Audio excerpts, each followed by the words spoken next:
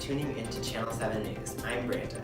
And I'm James. As you may have heard, Brazil's parliament is in the midst of negotiating radical new climate change proposals. Brazil is in the middle of climate change talks and has released recommendations and goals as a country. These recommendations include building and expanding municipal recycling programs. Currently, only 26 million of the 208 million people that reside in Brazil have access to recycling programs. According to the Waste Atlas, Brazil's overall recycling rate is only 1%. This comes as a result of only 6% of local municipalities having recycling programs. The second recommendation is to reduce greenhouse gas emissions by 37% below 2005 levels by 2030. Currently, 46% of Brazil's GHG emissions arise from land use changes and deforestation. Brazil should eliminate illegal deforestation of the Amazon by 2030 to reduce emissions. In addition, the Brazilian government should grant the indigenous land rights proposals by 2025. Granting legal rights to lands currently held up in courts could contribute to preventing 27.2 million hectares of the Amazon rainforest from being deforestation. The third recommendation is to source 45% of Brazil's total energy mix from renewable sources by 2030, with 23% of the power generation coming from 9 non-hydro power sources. Currently, hydroelectricity represents 86% of Brazil's power mix. But with increasing power demands combined with droughts and altering precipitation patterns, Brazil is investing over 70.5% of their new energy investments into fossil fuels, curving this path. This recommendation is primarily to maintain the power mix predominantly used within renewable sources to decrease Brazil's dependence on hydroelectricity. Another recommendation is to restore and reforest 12 million hectares of land that has been decimated clear-cutting deforestation practices by 2030. Currently, the Environmental Defense Fund estimates that 24 million hectares are in need of restoration. Our recommendation is to focus on eliminating illegal deforestation before planning massive restoration projects. However, it is important to start restoring damaged lands immediately. The fifth recommendation is to grant parliament seats to Brazilian indigenous people coalitions. Indigenous people will represent the most vulnerable population in Brazil because their indigenous lands lie on more than 20.7 hectares of the Amazon rainforest that is currently being threatened from illegal deforestation and settler colonial practices. The next recommendation is to grant indigenous land right proposals currently pending in Brazilian courts by 2025. Over 700 requests for Over 700 requests for demarcation of indigenous lands are pending in court due to laws halting progress.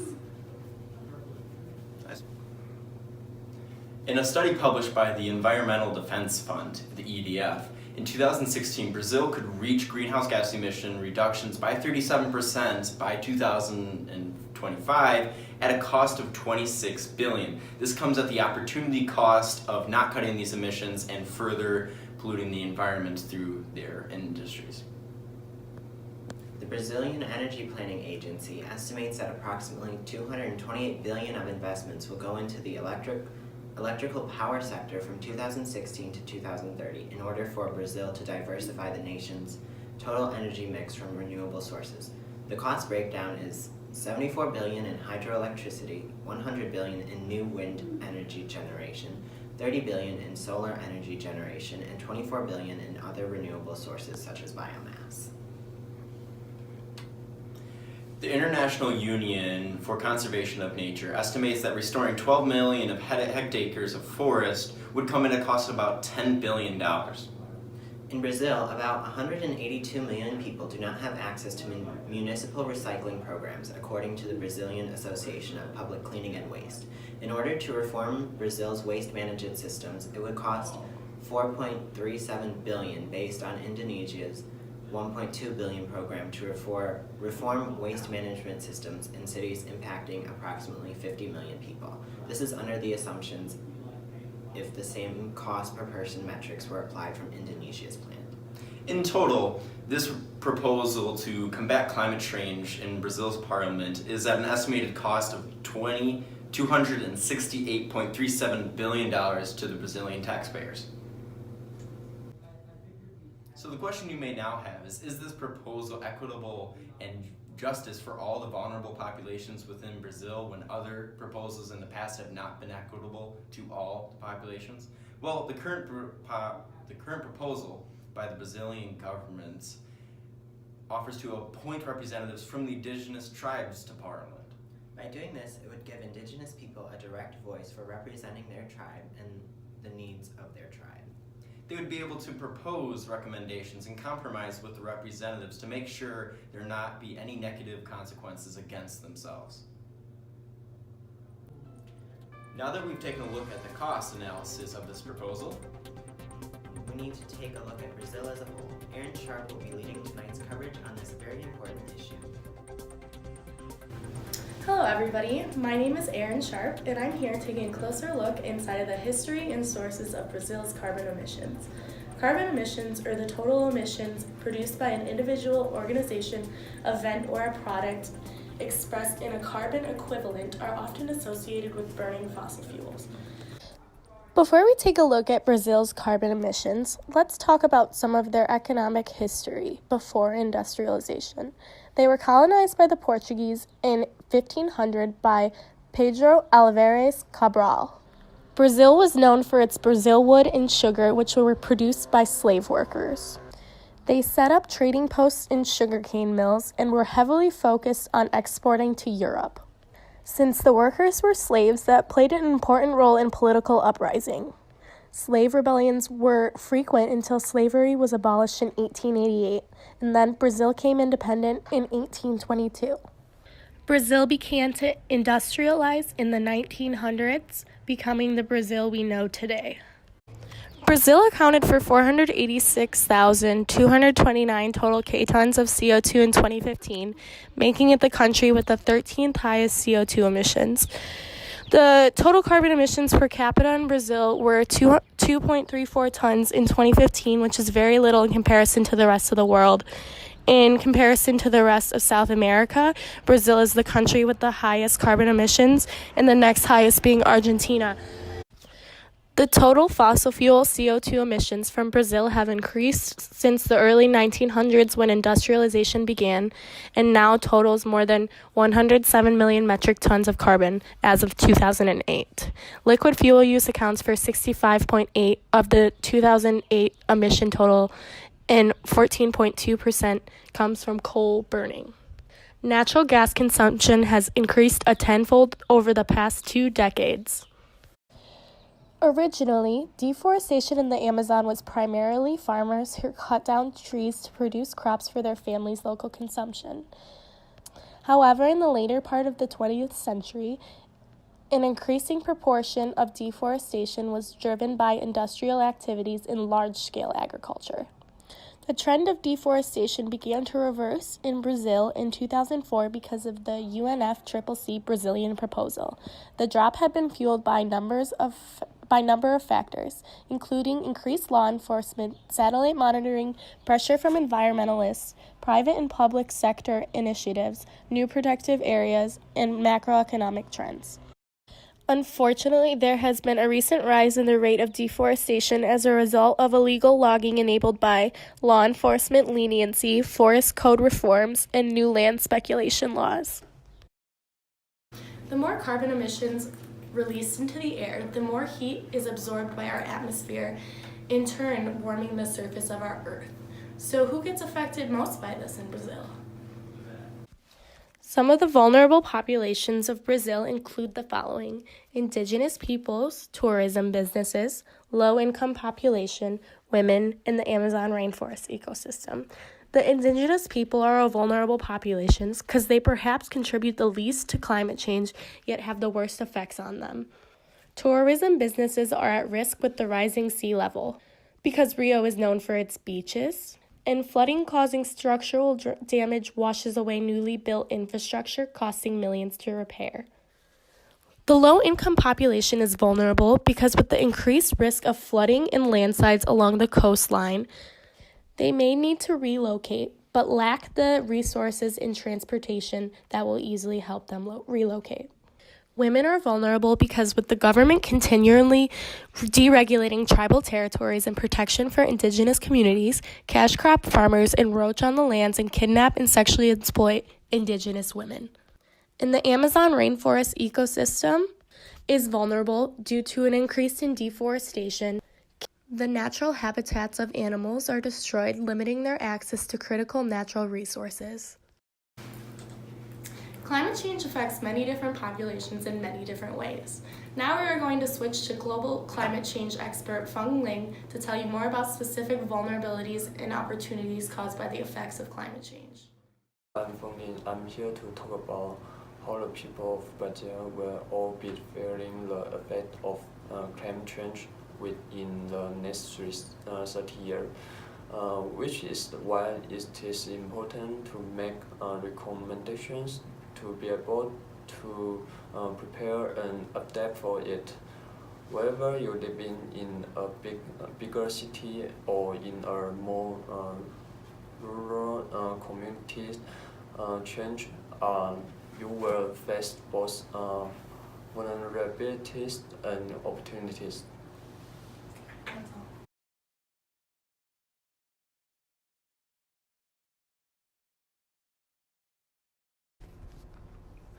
Vulnerability of indigenous people of Brazil.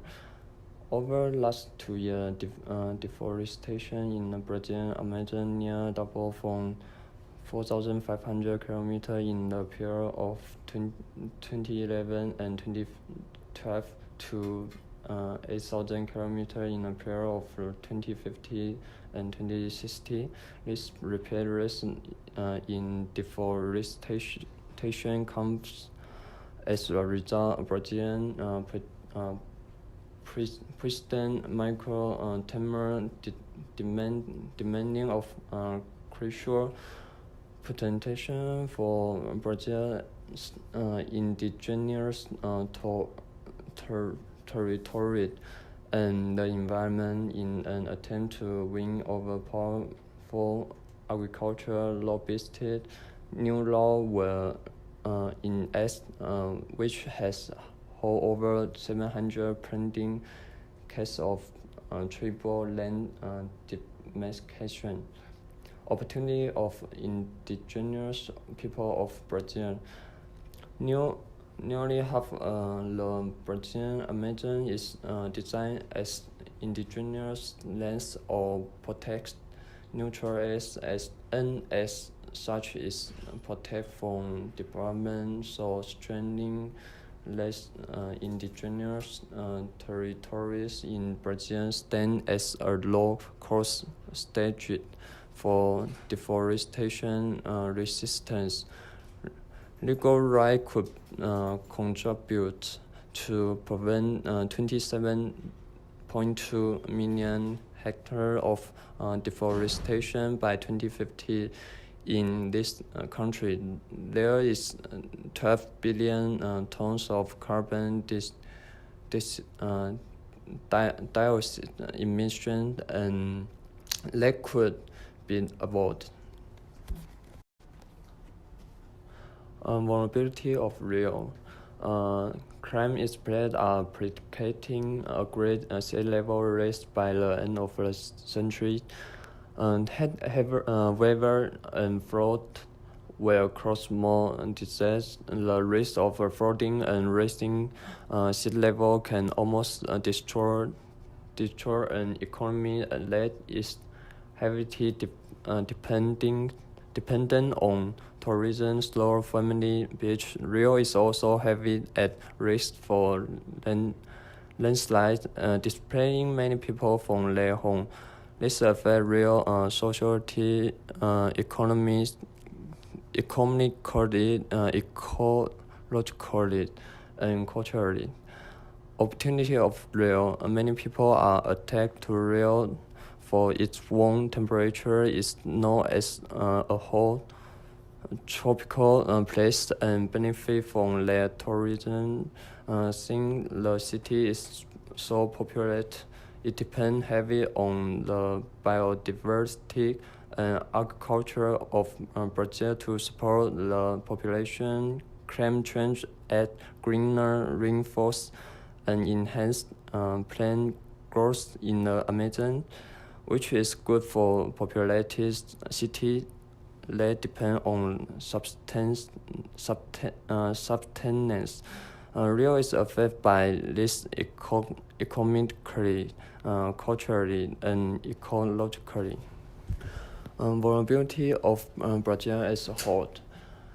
In the northernmost region of Brazil, a sharp decline in river flow is expected by 2100. The effect on surrounding rural communities would be dangerous as it is a cultural part of their social for drink water and irrigation.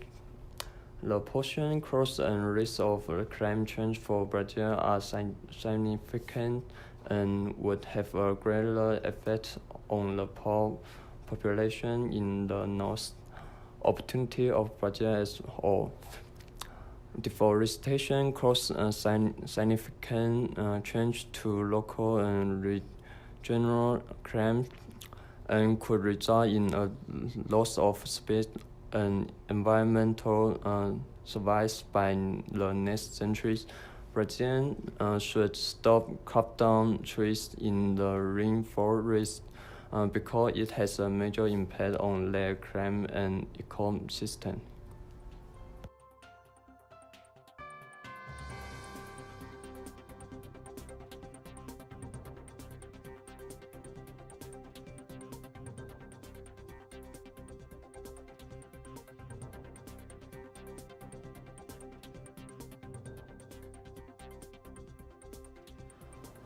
Now that we understand the effect of climate change on species population, let's head back to studio with James and Brandon. Thanks, Aaron and Funling. Since we now have a bit of context behind Brazil's history with climate change and how it affects its people, you may be wondering what is being done for the world as a whole when it comes to combating climate change, how these programs and precautions work, and how Brazil is involved with them. Here to speak on that is Yini Wei, a representative from the UNFCCC. Hi, I'm Annie. I'm talking to you about the history of Brazil's involvement in the UNFCCC and Kyoto Protocol. Brazil was the first country to sign the Convention on Climate Change, a result of the United Nations Conference on Environment and Development held in Rio. As part of the negotiation on Kyoto Protocol, the delegation of Brazil made a proposal in May 1997 to set differentiate emission-reducing targets for parts according to the impact of their historic emissions on temperature rise. In September 2015, Brazil formally submitted its climate plan to the UNFCCC, also known as its intended national determined contribution. This plan intends to reduce greenhouse gas emissions 37% below 2005 levels by 2025, 53% by 2030. In 2016, Brazil ratified their participation in Paris Agreement on Climate Change. Brazil's ratification is significant because in order for the climate agreement to enter into force, 55 separate countries accounting for 55% of global emissions must sign and they ratify or otherwise approve it, and Brazil is the largest greenhouse gas emitter to ratify the Paris Agreement into line.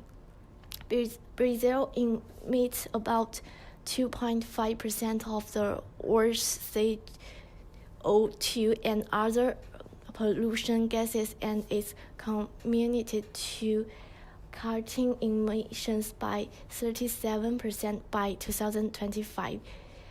In a quote from Brazilian President Michael Temer said during a ceremony announcing the agreement in the capital, "We are following the path Brazil started on long ago. The climate issue for the state. It is an obligation for all governments."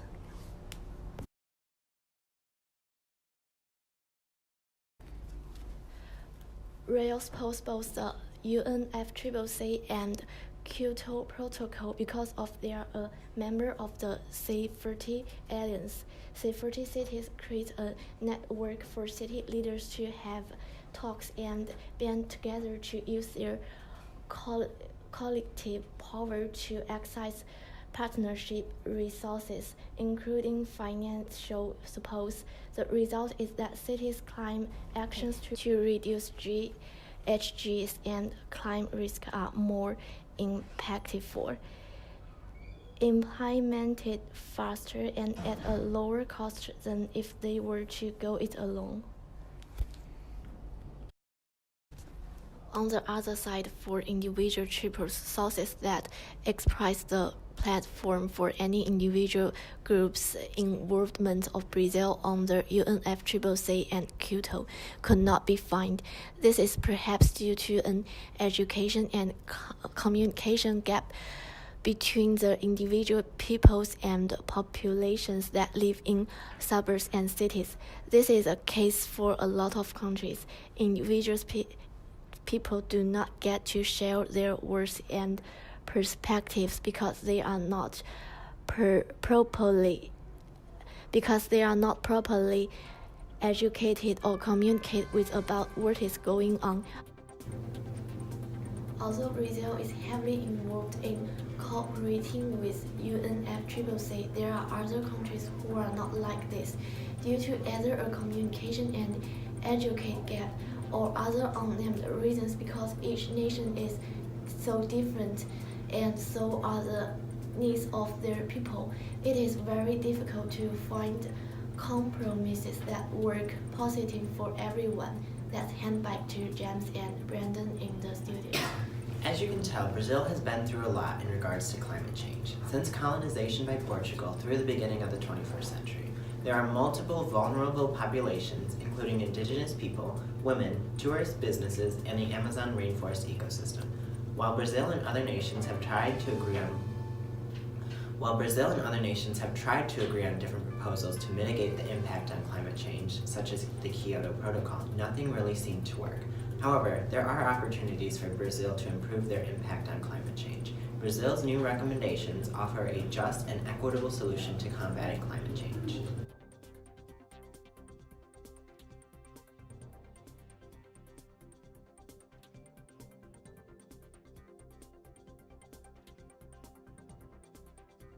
And there you have it. Thank you so much for joining us on Channel 7 News. We look forward to seeing you tomorrow. Take care.